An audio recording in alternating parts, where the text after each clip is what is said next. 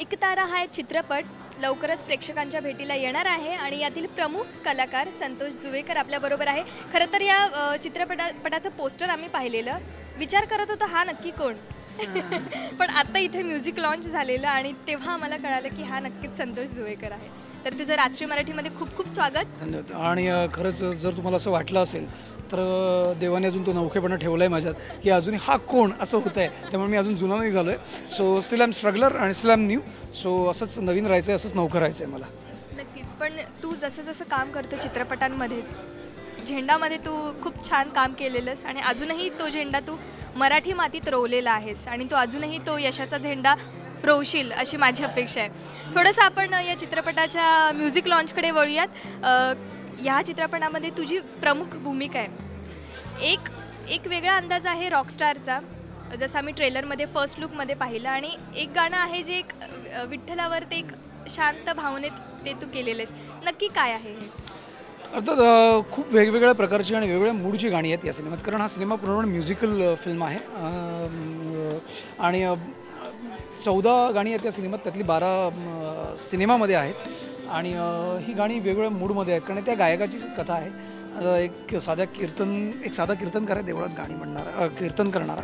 तो एका गायन स्पर्धेत भाग घेतो मुंबईत येऊन आणि तो तिथे यशस्वी होतो आणि पुढे मग तो त्याचा जाऊन पुढे रॉकस्टार होतो. त्याला मिळणारं सक्सेस आणि मग त्या सक्सेसमुळे त्याच्यावर होणारे परिणाम वॉट एव्हर जे आहे ते काय आहेत आणि मग एका गायकाचं काय होऊ शकतं किंवा काय होऊ शकत नाही, ती कथा या गायकाची आहे. नक्कीच. तू ड्रेस पण खूप छान कॅरी केलेला आहेस, तर ह्या ड्रेसबद्दल मला उत्सुकता आहे की नक्की कशा पद्धतीचा तो ड्रेस तू कॅरी केलेला आहेस, विशेष काय आहे त्या ड्रेसमध्ये? अर्थात पूर्ण लुक बदललेला आहे. हो, तो ड्रेस जे कॉस्ट्यूम आहे, आशू म्हणून जी असिस्टंट आहे तिने केलं आहे डिझाईन.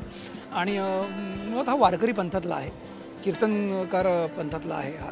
आणि जेव्हा तो इकडे येतो तेव्हा तो माऊली म्हणूनच प्रसिद्ध होतो. ज्ञानेश्वर सदाबा लोखंडे त्याचं नाव आहे कॅरेक्टरचं, पण माऊली म्हणून प्रसिद्ध होतो. कारण आळंदीत तुम्ही गेलात, पंढरपुरात गेलात, तिथे प्रत्येकजण एकमेकाला माऊली म्हणूनच हाक मारतात, असं त्यांची ती प्रथा आहे. तर तसं माऊली म्हणून त्याचं नाव होतं. पण इथे तो आता रॉकस्टार झाला आहे, सो त्याच्यात मॉडिफिकेशन झालं आहे. तो फेटा जो आहे, ती पगडी ती कीर्तनकाराचीच आहे, पण त्यात ती मॉडिफाय झाली आहे. त्याचं कॉस्ट्यूम थोडं मॉडिफाय झालं आहे. धोतर आहे पण ते जरा ते मॉडिफाय झालं आहे. त्याचा एकतारा जो आहे तो असा असतो, त्या एकताराला तर गिटारचे फ्रेट लागले आहेत. तो जो चेंज आहे, तो काय चेंज आहे, तो कसा होतो, तो हा सिनेमा. नक्कीच फार उत्सुकता आहे ॲक्च्युली मलाही. आणि खरं तर अवधूत गुप्ते यांच्याबद्दल तू काय सांगशील? काय सांगणार, just lovable person, very intelligent guy and very beautiful friend. आणि खूपच छान मित्र आहे आणि एक चांगला हुशार मित्र आपल्या आयुष्यात, प्रत्येकाच्या आयुष्यात असावा असा तो मित्र आहे. कारण झेंडापासून मी काम करतो आहे त्याच्याबरोबर, त्याच्या अगोदर आमची ओळख आहे. आणि मुळात आपल्या कलाकाराकडे काय आहे, त्याच्याकडे काय आहे, त्याच्यातनं ते कसं काढून घ्यायचं हे काही दिग्दर्शकांना कळतं ना, त्यातला तो एक डिरेक्टर आहे. So is simply great. आणि काम करताना कुठलंही दडपण नसतं त्याच्यावर, त्यामुळे आपल्यातला असलेला कलाकार तो आणखीन खुलून बाहेर पडत असतो. झरा फुटल्यासारखं चालू असतं. सो आणि व्हेरी काम. त्याला काय कधी सेटवर आरडाओरडा करणार नाही, काय नाही. त्याच्याकरता त्यांनी आमचे जे असोसिएट डिरेक्टर आहेत विशालजी, म्हणजे तो सुद्धा खूप छानच डिरेक्टर आहे. पण आरडाओरडा करायचं, कोणाला ओरडायचं असेल, संतोष हे नाही करायचं, ते तो करायचं काम. पण अवधूत कधी ओरडला नाही.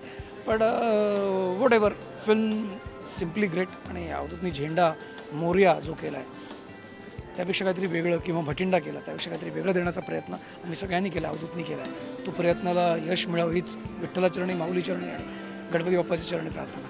नक्कीच. बरं, मला इथे विचारायचं की खरं तर हा चित्रपट एक म्युझिकल ट्रीट म्हणून आपण बघू शकतो. या चित्रपटामध्ये किंवा जेव्हा तुझ्या हाती ही स्क्रिप्ट आली तेव्हा एखादं विठ्ठलासाठी हा चित्रपट तुला करायचा आहे, जेव्हा तुझ्या मनात ही भावना आली तर किती छान वाटलं तुला तेव्हा? एका देवासाठी आपण काहीतरी करतो. अर्थात देवासाठी काहीतरी करतोय यापेक्षा मला खूप चांगलं फिलिंग्स आलं की मला खूप चांगली वेगळी भूमिका मिळाली. अर्थात एक आत्तापर्यंत ज्या भूमिका केल्या त्यातनं एक वेगळी आणि खूपच वेगळी. आणि केवळ पूर्ण कथेचा नायक किंवा पूर्ण कथेचा केंद्रबिंदू जो असतो तो माझं कॅरेक्टर असणार आहे आणि ते कॅरेक्टर मला परफॉर्म करायला मिळत आहे. खूप मोठी जबाबदारी खांद्यावर आली आहे आणि आता त्यामुळे थोडंसं झुकल्यासारखं झालं आहे, कारण खूप मोठी जबाबदारी आहे. आता 30 तारखेला हे ओझं उतरेल आणि ते खूप छानपणे माझे प्रेक्षक मायबाप उतरवतील माझ्या खांद्यावरून आणि मग एक वेगळं आणखीन ओझं खांद्यावर येणार आहे. हा सिनेमा नक्कीच चालावा ही देवाच्या प्रार्थना आहे. सगळ्या प्रेक्षकांना प्रार्थना आहे की प्लीज हा सिनेमा थिएटरमध्ये बघा आणि सिनेमा आवडेल नाही आवडेल ही तुमचं मत आहे, जे काही मत आहे प्लीज माझ्यापर्यंत पोहोचवा. फेसबुकवर मी आहेच, जसं जमेल तसं माझ्यापर्यंत पोहोचवा, कारण तुमची मतं फार महत्त्वाची आहेत, कारण त्याच्यावरच मी पुढे काढणार आहे. नक्कीच नक्कीच. जाता जाता प्रेक्षकांना काय सांगशील? प्रेक्षकांना एवढंच सांगेन की हा सिनेमा 30 तारखेला रिलीज होतो 2015 जानेवारीला. प्लीज चित्रपटगृहातच बघा. पायरेटेड DVD, पायरेटेड CD कुठेतरी डाउनलोड करून इंटरनेटवरून प्लीज बघू नका. खूप मेहनत केली आम्ही आणि आपली मेहनत जर कोणाशी चोरली तर नाही बरं वाटत. ह्या भावना तुम्ही समजू शकता. सो सिनेमा थिएटरमध्येच बघा.